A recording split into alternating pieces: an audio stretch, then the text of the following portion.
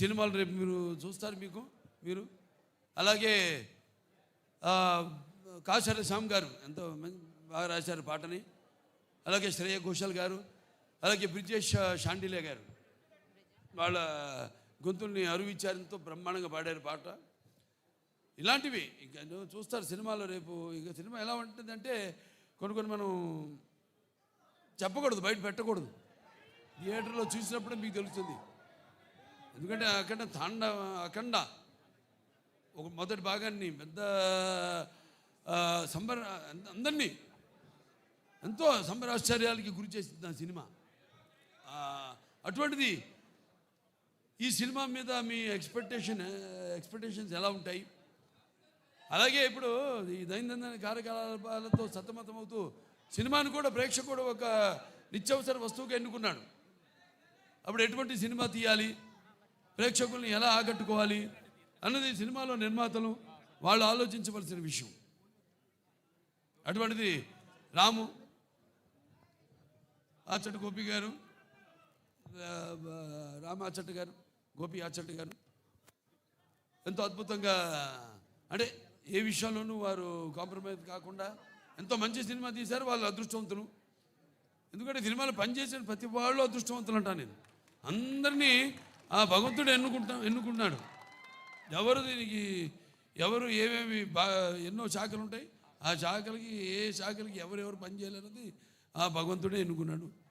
అలాగే హర్షాలి ఆవిడ పాత్ర కూడా చాలా చూస్తారు. భజరంగ భాయిజాన్లో చేసింది, అప్పుడు చిన్న పిల్ల.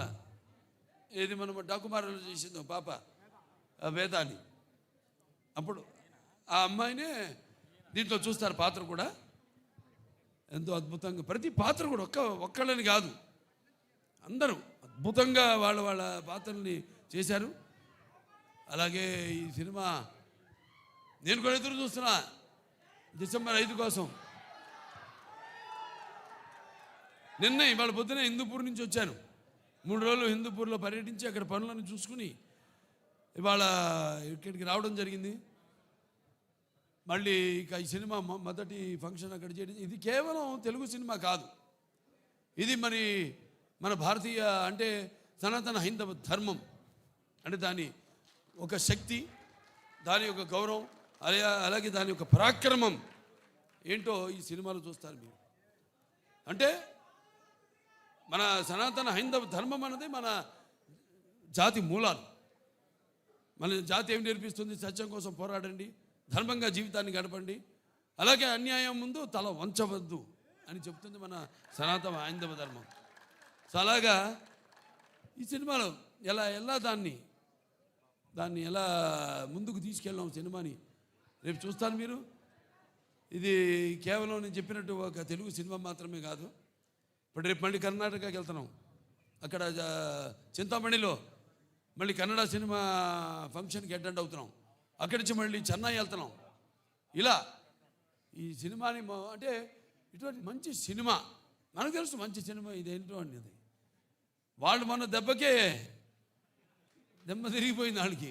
మన బాంబేలో చేసినప్పుడు ఈ హిందీ టీజర్ రిలీజ్ చేసినప్పుడు.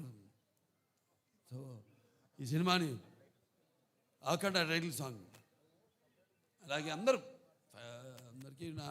చూస్తారు. సినిమా అయిన తర్వాత మళ్ళీ మాట్లాడతాను.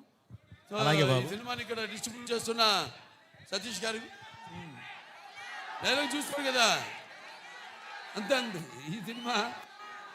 అలాగే బాబు, ఓ సందర్భం వచ్చింది.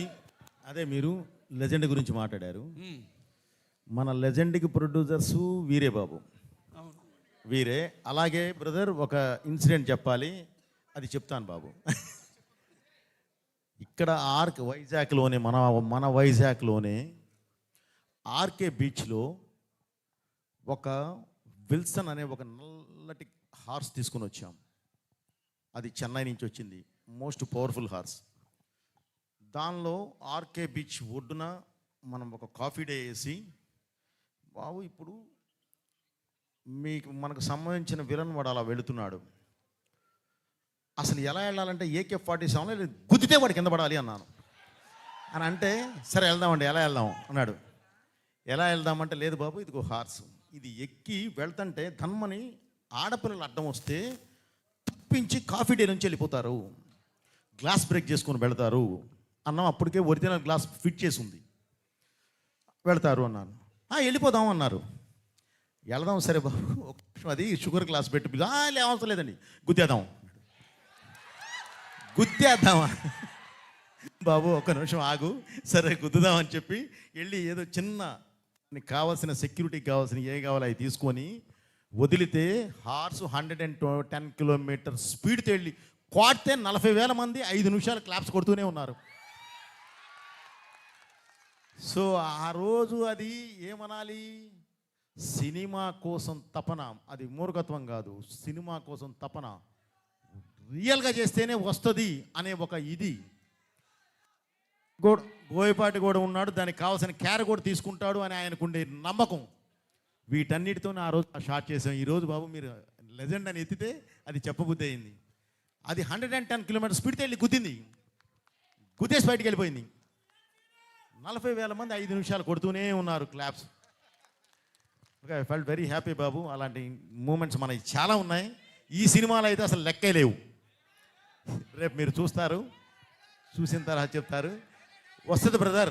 ఈరోజు యాక్చువల్లీ ఈ సందర్భంగా డైలాగు అన్నీ మాట్లాడేవాళ్ళమే, కానీ ఎందుకు ఆగామంటే బ్రదర్, ఈరోజు మనం కమర్షియల్గా ఒక మంచి మాస్ సాంగ్ మీ ముందుకు తీసుకొచ్చాం. ఓకే, ఇప్పుడు వేదం గురించి, ఇప్పుడు ధర్మం గురించి, ఇప్పుడు ఈ దైవం గురించి మేము దాని మీదకి వెళ్ళటం కరెక్ట్ కాదు అన్న ఉద్దేశంతో ఆగడం జరిగింది. అందుకని బాబు గారు కూడా స్లోగా 1 by 1 మాట్లాడుతున్నారు. అది థ్యాంక్ యూ బ్రదర్. అందరికీ థ్యాంక్స్. ఇక్కడికి వచ్చిన పాత్రికేయులకి, ప్రింట్ అండ్ ఎలక్ట్రానిక్ మీడియా, నా అభిమానులు, భావస్థరాణి జన్మాంతర సౌహృదాన్ని అంటాను. అంటే పోయిన జన్మలో మనకున్న అనుబంధంతో, మనకున్న పరిచయాలతో ఈ జన్మలో ఒకళ్ళిద్దరిని పొందొచ్చు, అప్పుడు ఒక 100 మంది ఉండొచ్చు. కానీ ఇన్ని వేల లక్షల కోట్ల మంది అభిమానులు పొందడం అంటే అది ఏ జన్మల అనుబంధమో, ఏ విడదీయలేని అనుబంధమో అని నాకు అనిపిస్తూ ఉంటుంది. సో చెప్పాము బాబు, ఇప్పుడు మీరు రిలీజ్ చేసింది మంచి పాట, ఐటమ్ పాట కాదు ఇది. సినిమాలో చూస్తారు ఈ పాట ఏ సందర్భంలో వస్తుందో మీరు చూస్తారు రేపు. ఏ రుణానుబంధము కూడా అనిపిస్తుంది నాకు. సో కాబట్టి బాబు ఇది సంతోషం మీరంతా ఇక్కడికి వచ్చినందుకు. ఓకే, ఉంటాను. Thank you. అలాగే ఇక్కడ శ్రేయస్ మీడియా వాళ్ళకి నా అభినందనలు తెలియజేసుకుంటాను. నా ప్రతిదీ కార్యక్రమం కూడా వాళ్ళే చేస్తారు, చాలా బాగా చేశారు. అలాగే ఇక్కడ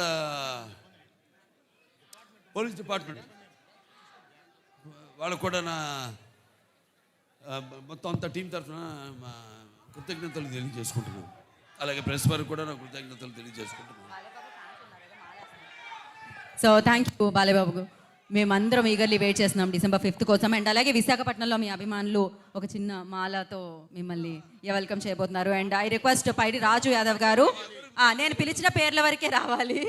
సో పైడి రాజు యాదవ్ గారు, అండ్ అలాగే సన్నీ యాదవ్ గారు, అండ్ వెంకటేష్ గారు, బాలకృష్ణ గారు, మీరు మాత్రమే రండి వేదిక మీదకి. నేను పిలిచిన వాళ్ళు మాత్రమే రావాలి. అండ్ అలాగే మరొకసారి జగదాంబ థియేటర్ జగదీష్ గారికి, థియేటర్ యాజమాన్యానికి మరొకసారి